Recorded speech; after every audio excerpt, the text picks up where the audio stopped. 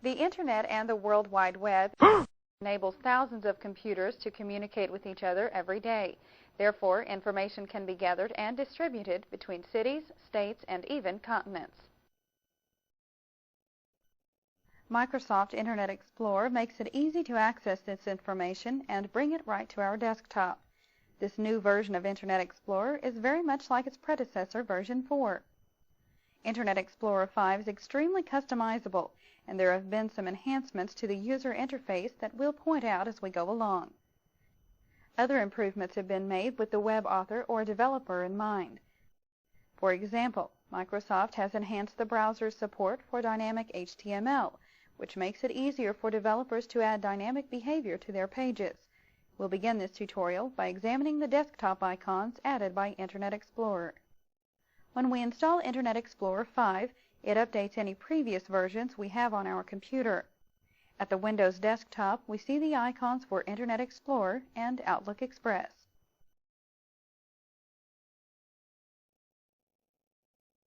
Outlook Express was first introduced with Internet Explorer 4.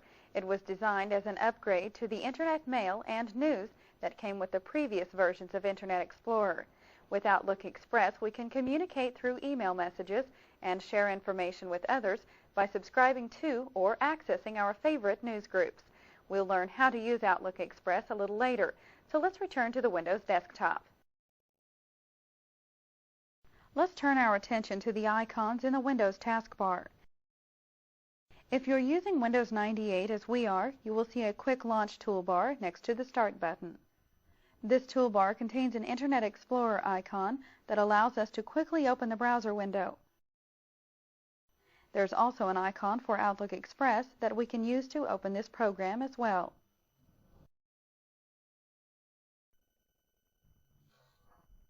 Our computer is all set to go online, so let's start Internet Explorer.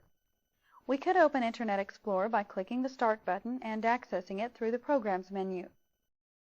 However, let's double-click on the Internet Explorer icon in the desktop to open the browser window.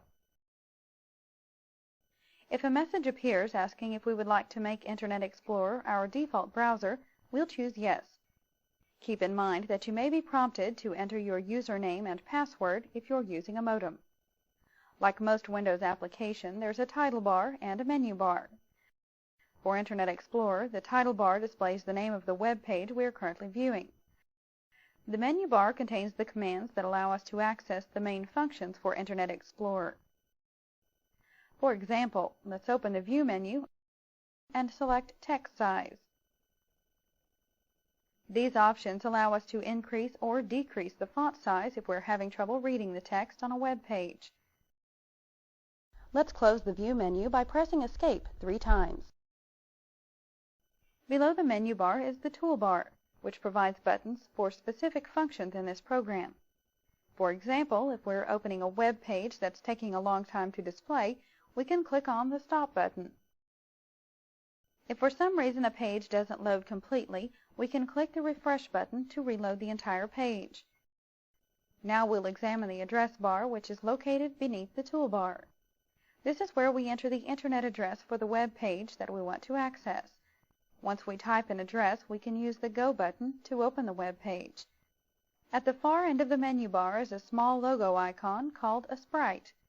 Anytime we access an Internet address, this logo will become animated. When we see a revolving globe icon, it means that Internet Explorer is accessing the web page we requested. When the animation icon stops, we know that the page has finished loading. To the right of the Go button is the Links bar. This bar allows us to quickly access any websites that may be stored here. Let's click on the small double arrow symbol beside the word Links to view the websites shown here. We can customize this bar and add our own links to websites we frequently visit. Now we'll close this list by again clicking on the arrow symbol. If we want, we can turn off Internet Explorer's toolbar or other bars. This allows us to view a larger area of a web page. To demonstrate, we'll open the View menu and select Toolbars. The toolbars that are currently turned on will have a check mark beside them. Let's click on Standard Buttons and the main toolbar instantly disappears from the browser screen. We can turn the toolbar back on from the View menu. However, let's use a shortcut. We'll place our cursor on the menu bar and right-click the mouse. Now we'll select Standard Buttons from the shortcut menu, and the toolbar is once again displayed. Internet Explorer 5 also allows us to add and remove buttons from the main toolbar, so we can display only the buttons we use most often. We can do this by opening the View menu, selecting Toolbars, then choosing Customize. In the area below the address bar, we can see the contents of the current web page.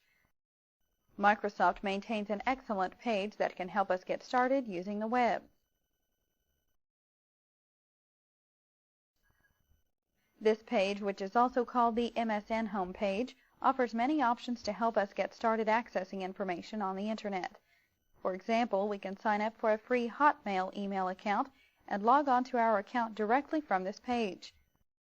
This page also offers features to help us search the Internet and visit popular sites on the Microsoft network. Let's use the scroll bar along the right side of the window to move down the page. From other areas of the page, we can access news stories or even get stock quotes. Let's learn how to personalize this page so it will include local information and weather for our own area. We'll go back to the top of the page and click on Personalize. Since a new web page is being accessed, we can now see how the icon at the end of the menu bar begins to rotate as the browser opens the page. Remember, if a page doesn't open completely, we can always click on the refresh button to reload the page. The new page opens and displays options for customizing the features on the MSN home page. Let's scroll down the page until we see the local information section. Next, we'll enter our zip code in the field that's provided. In our case, we'll enter 74361 for the zip code. Remember, you'll want to enter the zip code for the area where you live. Let's make sure the options for local weather forecast and Fahrenheit temperature are currently selected. Now we'll click on the Update button to load the MSN home page.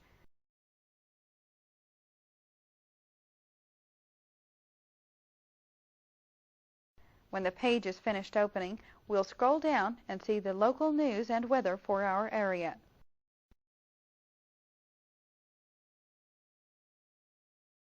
Now let's go visit a different web page. We'll click inside the address bar and enter http://www.abc.com.